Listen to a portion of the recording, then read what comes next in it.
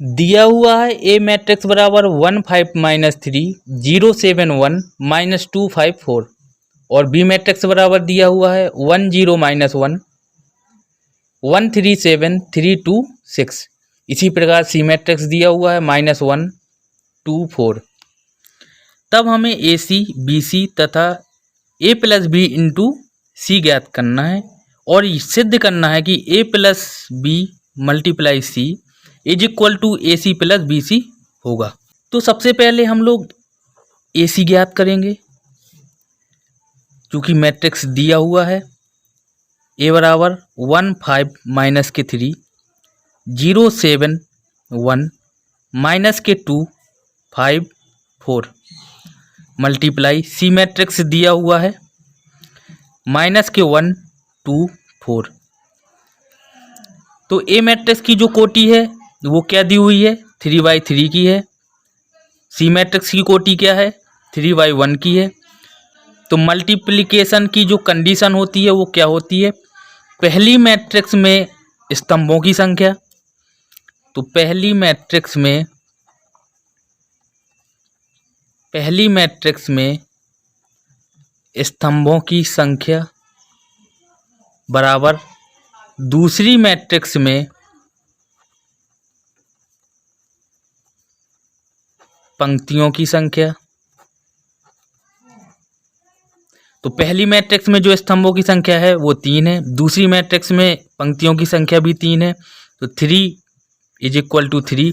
अतः ए multiply c संभव है। तो A multiply C is equal to क्या हो जाएगा, मैट्रिक्स ए बराबर दिया हुआ था 1 5 माइनस के 3 0 7 1 माइनस के 2 5 4 मल्टीप्लाई सी मैट्रिक्स दिया हुआ था -1 2 4।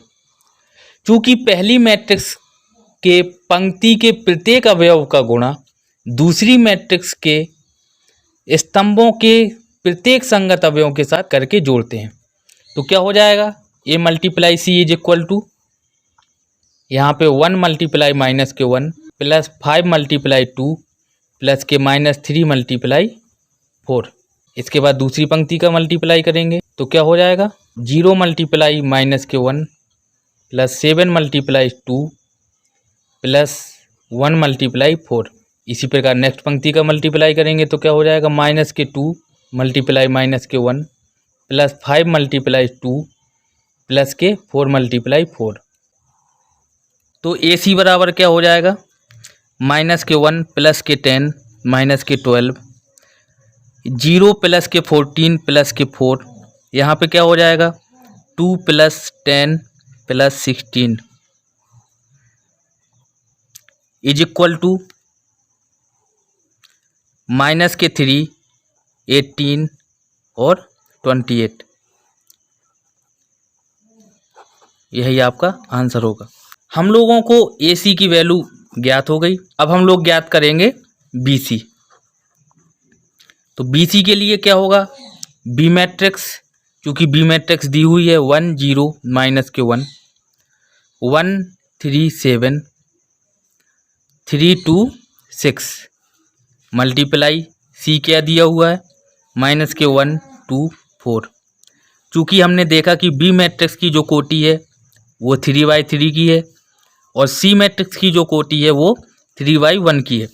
हमें जो कंडीशन होनी चाहिए वो क्या होनी चाहिए कि जो पहली मैट्रिक्स है उसके स्तंभों की संख्या चूँकि 3 दी हुई है, दूसरी मैट्रिक्स में पंक्तियों की संख्या वो भी 3 दी हुई है, अतः बी मल्टीप्लाई सी संभव है।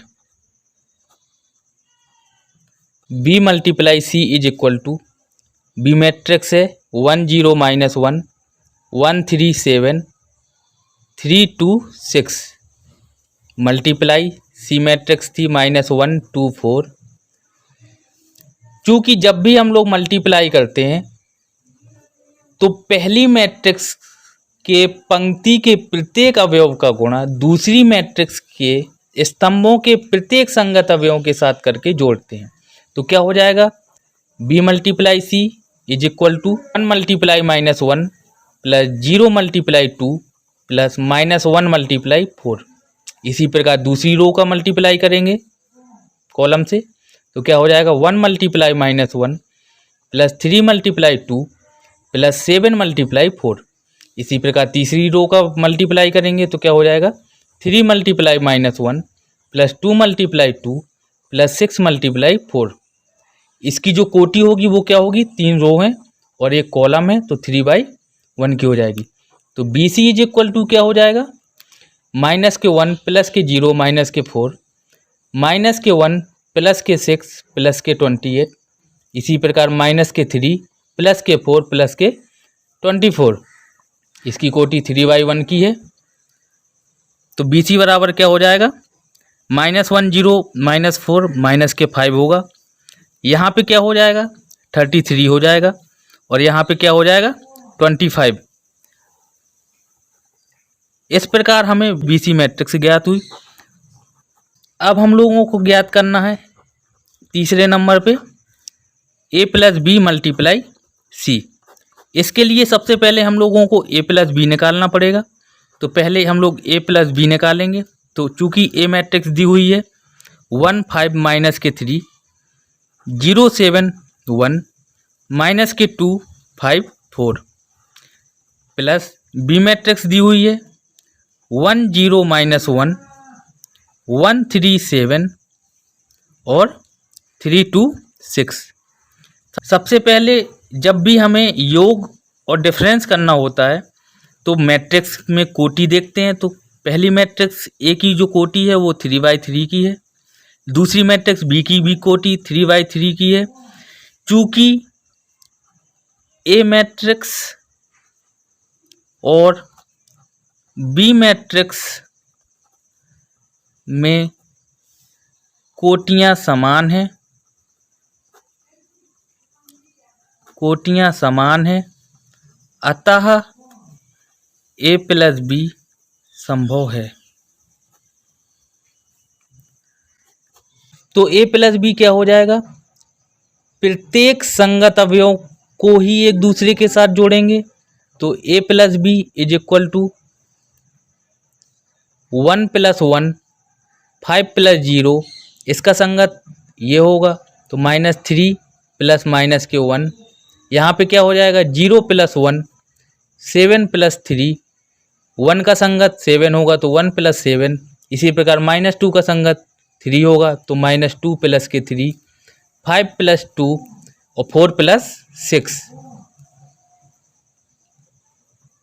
अब क्या हो जाएगा A प्लस बी बराबर हो जाएगा 2 5 -4, यहाँ पे 1 10 8, यहाँ पे 1 7 और 10।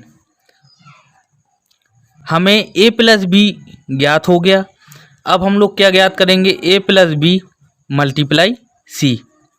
चूँकि A प्लस बी दिया हुआ है 2 5 -4 1 10 8 1 7 10। इस मैट्रिक्स की जो कोटि है वो 3/3 की है। मल्टीप्लाई C मैट्रिक्स क्या था -1 2 4। तो इस मैट्रिक्स की जो कोटि थी वो क्या थी 3/1 की। मल्टीप्लिकेशन की जो कंडीशन थी वो क्या थी, पहली मैट्रिक्स जो A प्लस बी है उसमें स्तंभों की संख्या जो कि 3 दी हुई है। दूसरी मैट्रिक्स के पंक्तियों की संख्या, दोनों की संख्या बराबर होनी चाहिए। पहली मैट्रिक्स में स्तंभों की संख्या, दूसरी मैट्रिक्स में पंक्तियों की संख्या दोनों बराबर हैं, अतः हम कह सकते हैं कि A plus B multiply C संभव है। अब हम लोग A plus B multiply C करेंगे।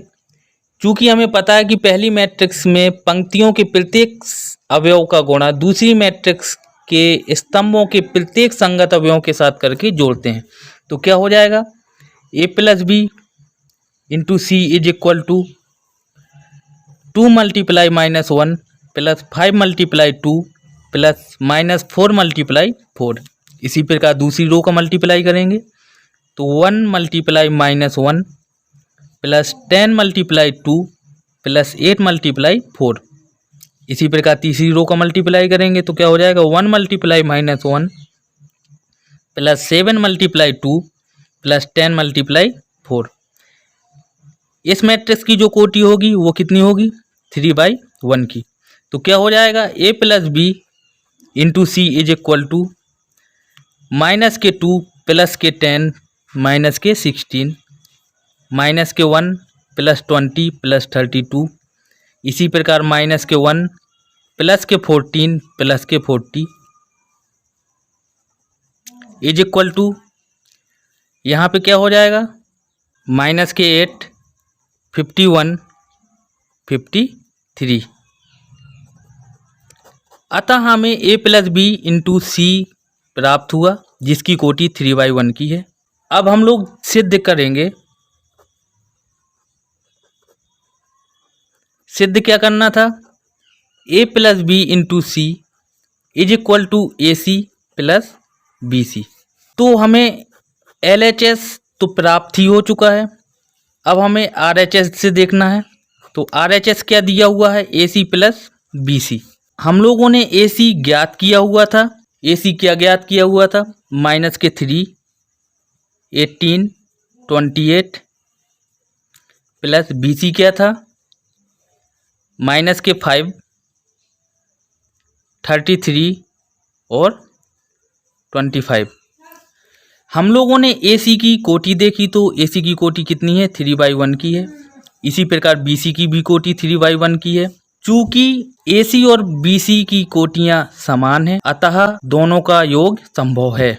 अब दोनों मैट्रिक्स की कोटियां बराबर हैं तो इनके संगत अवयव ही एक दूसरे के साथ जुड़ेंगे। तो क्या हो जाएगा? AC plus BC is equal to minus के 3 प्लस माइनस 5, यहाँ पे 18 प्लस 33, यहाँ पे 28 प्लस 25, और इसकी जो कोटि होगी वो 3/1 की होगी। क्या हो जाएगा?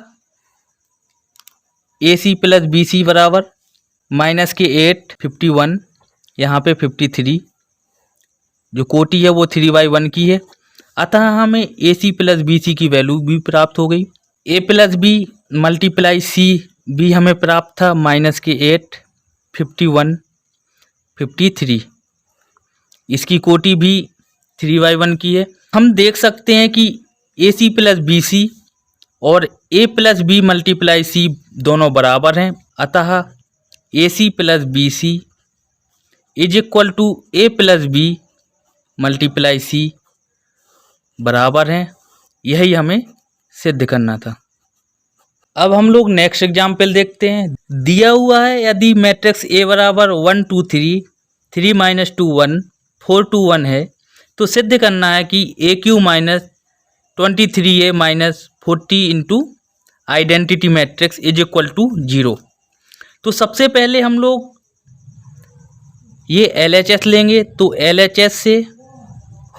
LHS को सॉल्व करेंगे तो क्या है? AQ minus 23A minus 40 multiply identity matrix. तो सबसे पहले हम लोग A स्क्वायर ज्ञात करेंगे तो क्या हो जाएगा? A मल्टीप्लाई A, चूँकि A मैट्रिक्स है तो 1 2 3 3 माइनस 2 1 4 2 1 मल्टीप्लाई 1 2 3 3 माइनस 2 1 4 2 1। चूँकि मैट्रिक्स सेम है तो 3/3, यहाँ पे भी 3/3 कोटि की है। तो पहली मैट्रिक्स में स्तंभों की संख्या दूसरी मैट्रिक्स के पंक्तियों की संख्या के दोनों बराबर हैं, इक्वल हैं, अतः इनका मल्टीप्लिकेशन संभव है। तो A स्क्वायर बराबर क्या हो जाएगा? पहली मैट्रिक्स के पंक्ति के प्रत्येक अवयव का गुणा दूसरी मैट्रिक्स के स्तंभ के प्रत्येक संगत अवयवों के साथ करके जोड़ेंगे। तो यहाँ पे A स्क्वायर क्या हो जाएगा? 1 multiply 1 plus 2 multiply 3 plus 3 multiply 4, यहाँ पे क्या हो जाएगा? 3 multiply 1 plus minus 2 multiply 3 plus 1 multiply 4। इसी प्रकार तीसरी रो का मल्टीप्लाई करेंगे पहले स्तंभ में तो क्या हो जाएगा? 4 multiply 1 plus 2 multiply 3 plus 1 multiply 4।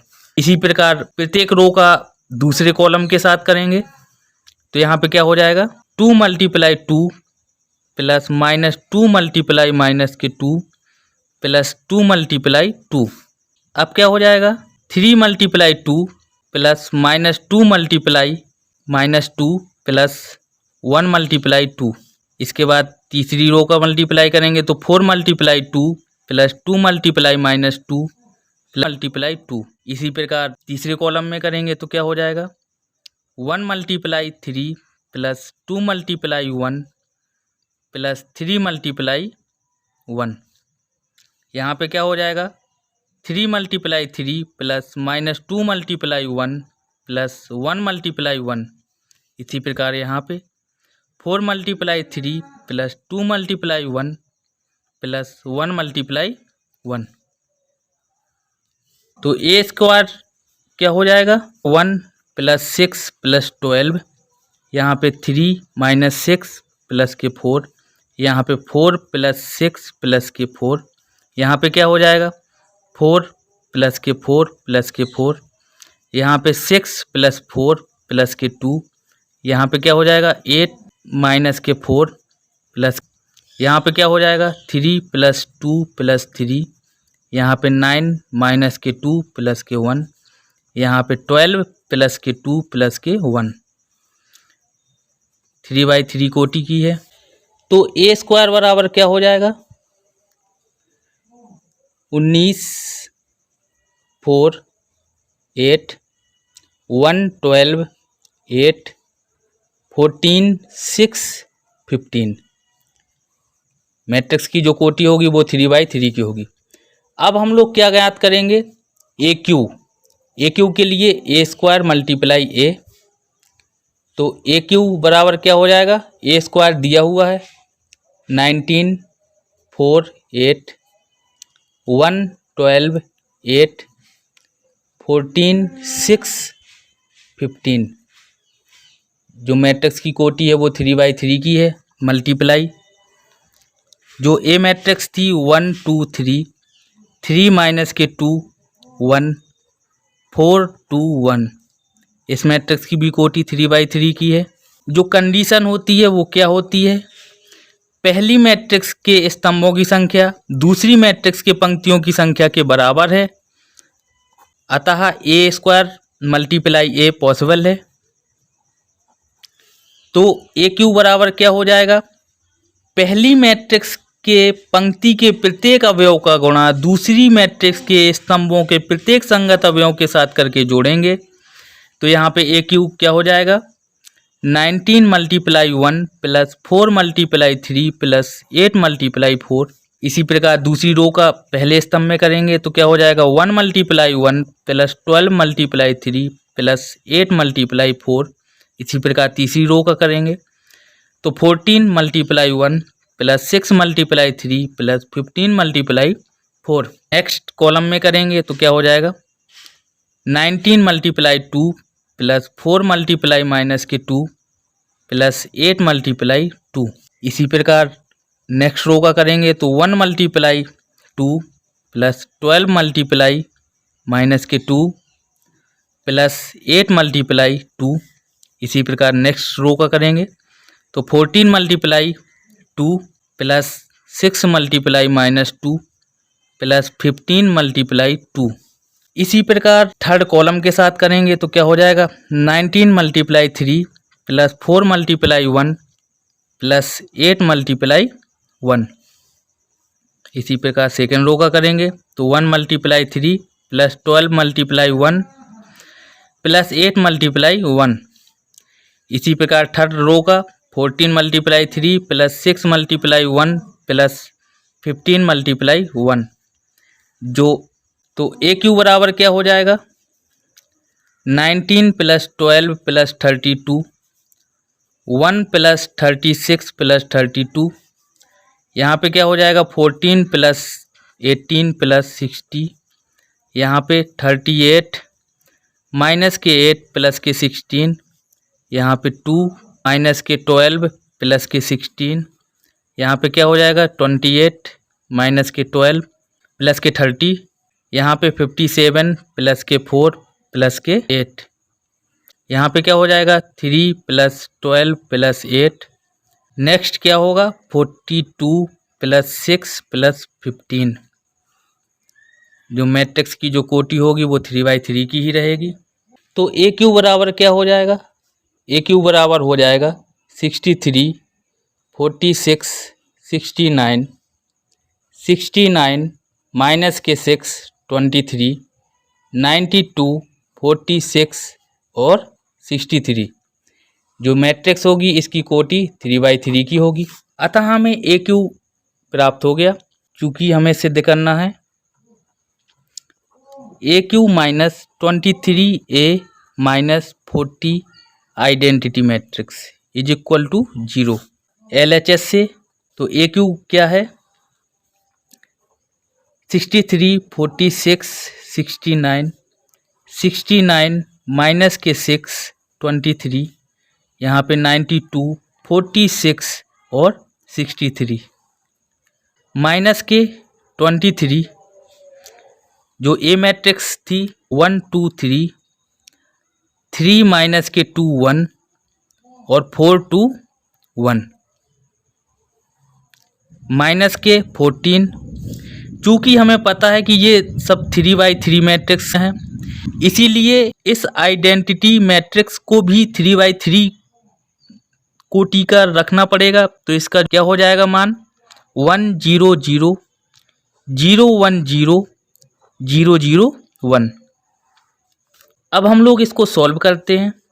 तो यहाँ पे क्या हो जाएगा 63, 46, 69, 69 माइनस के 6 23, यहाँ पे 92, 46 और 63 3/3 मैट्रिक्स की है।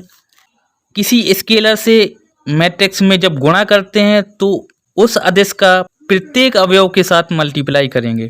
तो क्या हो जाएगा यहाँ पे 23 हो जाएगा, यहाँ पे 46 हो जाएगा, यहाँ पे 69 होगा, यहाँ पे क्या होगा 69 होगा माइनस के 46, यहाँ पे 23, यहाँ पे जब करेंगे तो क्या हो जाएगा 92 हो जाएगा, जब यहाँ पे करेंगे तो 46 होगा और यहाँ पे 23 हो जाएगा 3/3 माइनस। इसी प्रकार इस मैट्रिक्स में भी प्रत्येक अवयव के साथ 40 का मल्टीप्लाई करेंगे। तो क्या हो जाएगा 40 × 1 40, यहाँ पे 0, यहाँ पे भी 0, यहाँ पे 0, यहाँ पे 40, यहाँ पे 0 0 0 40 3/3।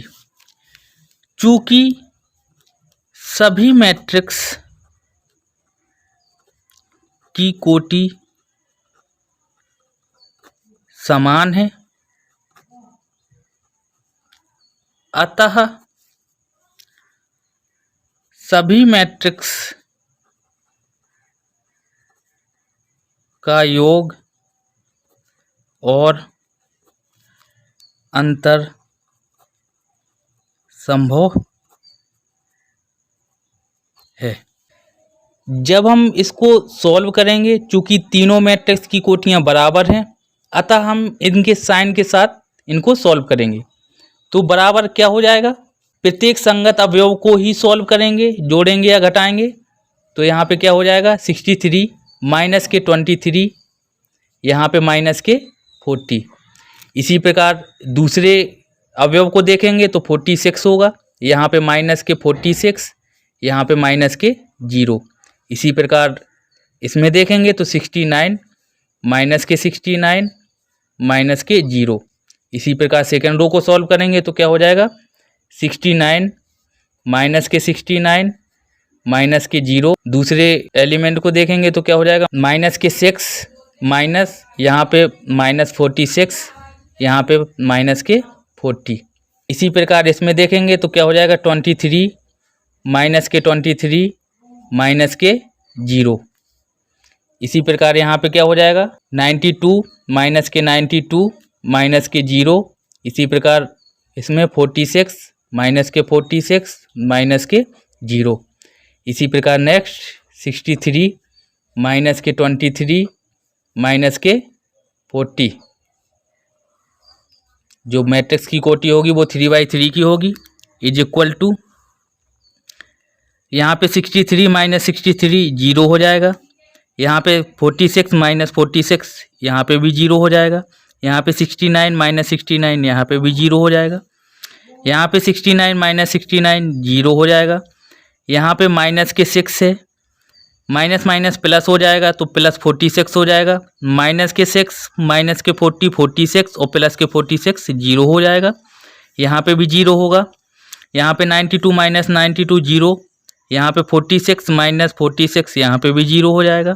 यहाँ पे 63 माइनस के 23 40 होगा। 40 से 40 डिफरेंस होगा तो क्या हो जाएगा जीरो। तो यहाँ पे तभी में जीरो हुआ। तो ये 3/3 कोटि की मैट्रिक्स है। चूँकि यह एक शून्य आव्यूह है, शून्य आव्यूह है, इसका मान जीरो होता है, अतः LHS बराबर जीरो हो गया। यही हमें सिद्ध करना था। Thank you.